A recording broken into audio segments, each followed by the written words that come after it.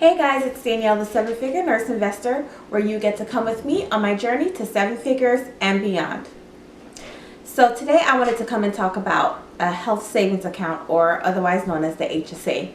Now it's open enrollment season, and last year when I went to look up information about health savings account, I really didn't see a lot of information, and I got it after open enrollment had closed. So this year I decided that I'm definitely going to get it, but I also wanted to just make a quick video explaining some of the benefits of a health savings account and why I'm deciding to look into it. If you want to know more about HSAs, then stay tuned.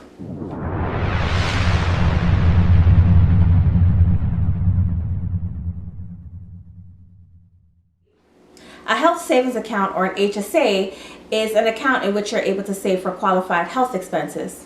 Like with most other accounts, there's contribution limits, and for 2020, it's $3,550 for an individual and $7,100 for a family. And for 2021, it's going to be $3,600 for an individual and $7,200 for a family. What makes one eligible for a health savings account is that they have a high deductible health plan available to them.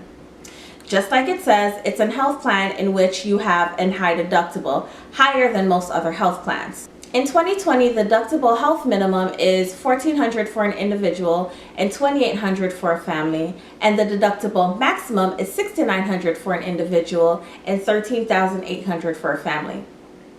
So as far as the deductible minimum, this means that the health plan will not pay for any health costs until the deductible minimum is reached. And remember, it is $1,400 for an individual and $2,800 for a family. Other eligibility requirements is that you cannot couple it with any other plan, such as a Medicare or Medicaid plan, and you cannot be claimed as a dependent by any other individual. So one would ask, how am I able to withdraw from a health savings account, and what really are qualified expenses?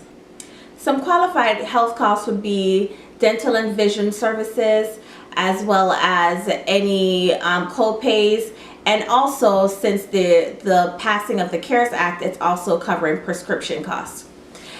Psychiatric service may also be covered, and other health expenses may also be covered. You can contact your health savings account provider, and they'll be able to further assist you as to what kind of costs will be qualified for health savings withdrawals. In withdrawing from a health savings account, it's much like the other retirement accounts, in that you have your limits, which we talked about the contribution limits already, which would be $3,550 for an individual for 2020 and $7,100 for a family, or for 2021 it's $3,600 for an individual or $7,200 for a family. But you also can incur penalties, tax penalties, and it can also be classified as earned income. So when you're withdrawing or using your health savings account for withdrawal, it's very important to have a strategy in place in making your withdrawal so that you don't have earned income, or it doesn't become, you don't have to incur any of the tax penalties. As long as the withdrawals are being made for the qualified health expenses like we talked about prior, then you won't have to worry about it being counted as earned income or it being a 20% tax penalty, because remember, you're using pre-tax money to contribute to your health savings account. However, you can withdraw after the age of 65 for any kind of expenses without there being a tax penalty. However, it will be counted as earned income. So this is also a great way to have an additional type of retirement account without it really being a retirement account, because if you need it to pay for any qualified health expenses, you'll be able to use your savings account for that matter, as opposed to your 401k or your Roth. You won't be able to use that for any kind of health expenses without incurring any tax penalty, but your health savings account you can. Especially when you turn 65. After 65 years of age, you can use it for whatever purposes. It doesn't have to be for qualified health expenses. However, it will be counted as earned income, as stated before. Now, some of the benefits in the HSA, or the health savings account, are, like I said, pre-tax money, and also your employer can contribute to this account much like the matching program, so it's essentially free money. So in opening a HSA, you may be able to qualify for free money for your employer placing this in an account, so that this would lower your burden. The contribution limit does also include your employer contribution. So let's say for 2021 it's $3,600 for an individual. If your employer can contribute $500, then the remainder of the limit, which is what you would contribute, which would be $3,100. Yep, $3,100. Unlike an FSA, which is a flexible spending, HSAs do not expire at the end of the year. So you can roll this over from year over year in your health savings plan, and you can also invest it.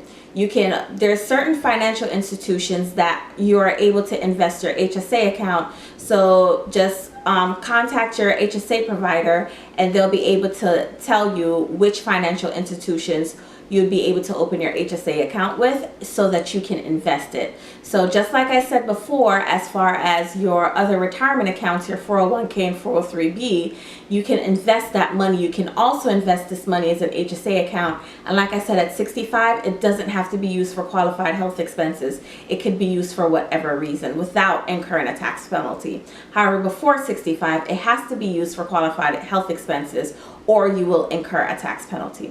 Some other benefits is that it's transferable, so you can roll it from one job to another, and the gains are tax-free. So much like the Roth that we talked about, the gains being tax-free, the gains are also tax-free here. Also, because you're having a high deductible, of course you're going to have a lower monthly cost. So the cost that you're going to see being deducted every pay period from your employer is going to be lower when you have the HSA and the high deductible plan, as opposed to when you have the other hospital sponsored health plans, because of course you have a high deductible. The main drawback with an HSA is that you need meticulous record keeping. So let's say you decide to pay for your qualified health expenses now, but you may want to start withdrawing from your HSA account using the cost of your qualified health expenses from years prior. Then you would need the receipts. So you have to have meticulous record keeping in which you can keep these receipts 5, 10, 15, 20 years, however long you want to use your HSA account. So that would be the main drawback. As far as how I would want to use my HSA account, or how I'm going to use my HSA account, my plan would be to try and maximize every year, which would be starting 2021. It's going to be $3,600 for me, just an individual. And I'm going to have that roll over. I'm going to look for an institution in which I can have an HSA account. And then I'm going to look into investing my HSA. For every employer I go to from one to the next, I'm going to make sure that I transfer the account, but I'm also going to make sure that I'm keeping close eye on the account and on my investments to make sure that I'm maximizing my costs.